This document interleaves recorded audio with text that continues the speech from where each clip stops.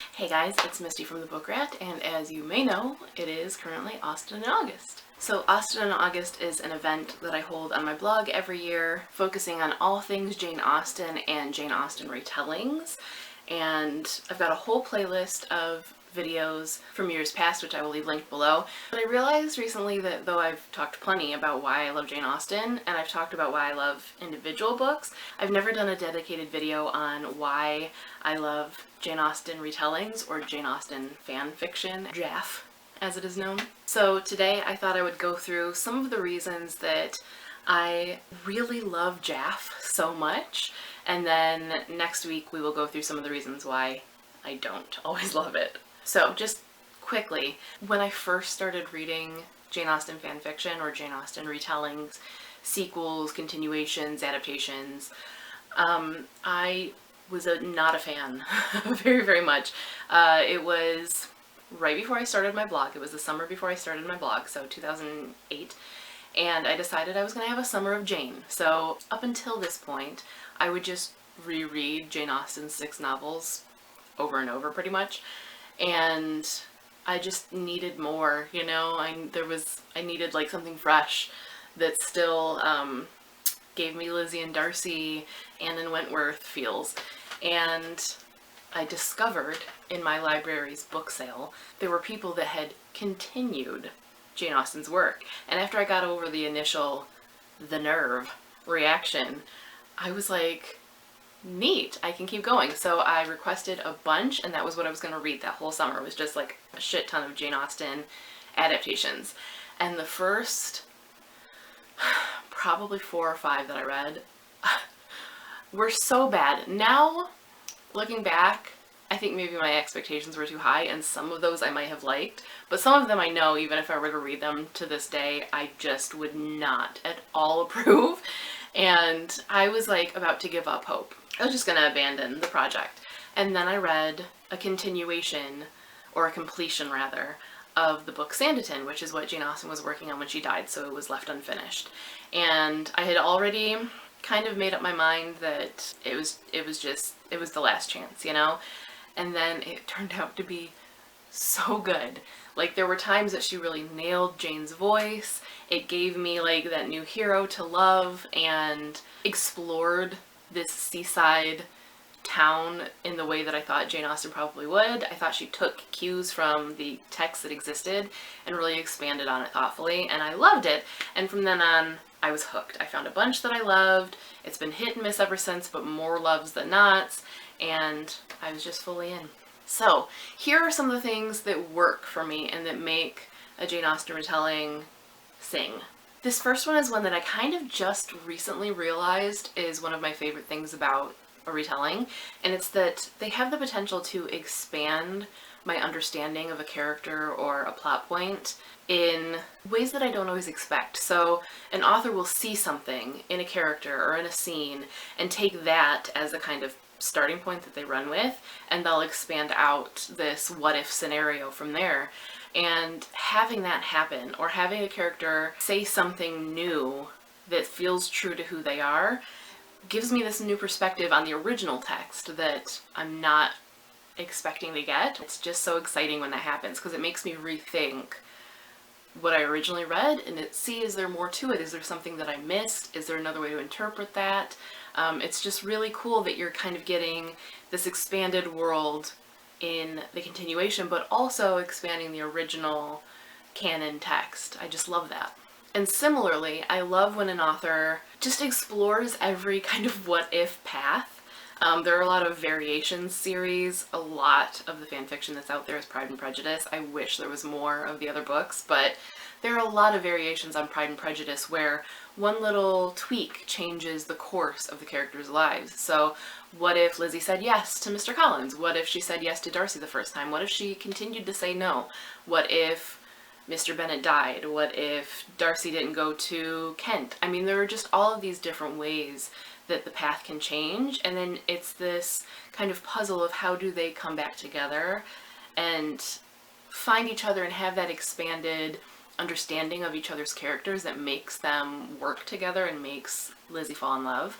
And so it's like this little puzzle that you can take apart and put together in different ways to get the same picture in the end, but in a totally different configuration, if that makes sense. It's just really fascinating. It's like this little brain candy. And I love seeing when it's done well. I love seeing how it comes out to follow these totally different diverging paths and still end up meeting on that same like end goal road to carry the metaphor. I also love when those paths are so different from the original story that it changes who the character is. No, it doesn't change who they are, but it changes some of the ways that they respond to things and act. I love, now this one's really difficult for people to nail, but I love when an author gives us a totally different scenario where, you know, Lizzie and Darcy, whoever, have to act according to that scenario that they're in now and not be, you know, their like canon text be forced on the scenario that they're in, because it wouldn't make sense. I love it when they're able to nail a believable change in the character. So it feels like it's still authentic Lizzie, it's still authentic Darcy, but this is how they would respond in this scenario because they're not in that scenario anymore. I love when someone shows such understanding of the characters that they're able to make those big changes, those big leaps, and still make it feel really authentic to who Jane Austen wrote. That's just so cool to me. Someone that I think is really good at this is Maria Grace. She'll give you this totally different take on Darcy and Lizzie, and they'll be in such different circumstances that, you know, they're not going to act how they would have acted in Pride and Prejudice because that's not the paths that led them here aren't the same. So that's going to affect who they are. But who they are still feels recognizable to who Jane Austen wrote, and it feels like a believable kind of alternate timeline, you know, an alternate universe of them. Just, I love that. I think that's so fascinating psychologically, which is something that you don't get if it was just a non-retelling, you know, just a normal story that someone came up with. You wouldn't have that comparison to the original to see those changes and to see whether it works or not, and whether, just how fascinating it is. I just think that's a level, that's a layer that you get from fan fiction that you wouldn't get otherwise, and it makes it a really cool reading experience when it's done right. I love when Jane Austen's original text is used sparingly but very judiciously in the retelling. So sometimes you'll get authors who will lift entire portions of Austen and just add like a little bit to a scene, and there are times when I understand why they do that. They want to keep a certain scene at the core, you know, they want to keep what happened accurate and not mess with the perfection that Austen created, and then they're gonna kind of expand on past that. So I understand, but it can be very jarring when it's too much of Austen's text and voice and then theirs, which doesn't always match. And it can also be like, you know, I've already read this, so why are you doing this to me? But when it's done well, when they just take a line and maybe use it in a different context, but it still works, and it's kind of a well-known line, or just some little scene, some little bit of wording, and they just kind of sprinkle it throughout to kind of tie back into the original text. When that's done well, I love it. It's not always done well, but when it is, it's like this little Easter egg. And similarly, I love kind of inside jokes that die-hard Austen fans, which most people reading Jane Austen fan fiction probably are, when there are these little jokes for Austen fans to pick up on, little nods to different characters or characters from other stories crossing over, kind of playful reinterpretations of the text or of, you know, famous lines, whatever it is, just little tidbits, or even kind of references to, you see a lot of wet shirt Darcy references in Jane Austen, like Pride and Prejudice retellings, and that's obviously a nod to the 1995 miniseries. So things like that that just kind of encompass all of Janedom. As long as you're not being hit over the head with that, it can be really fun. Just kind of the playfulness and cheekiness and humor in general that a lot of Austen authors inject. It just makes for a fun reading experience. You know, you can tell a lot of the times when authors are just having fun. One of my favorite things about Austen herself is you can tell when she's having fun.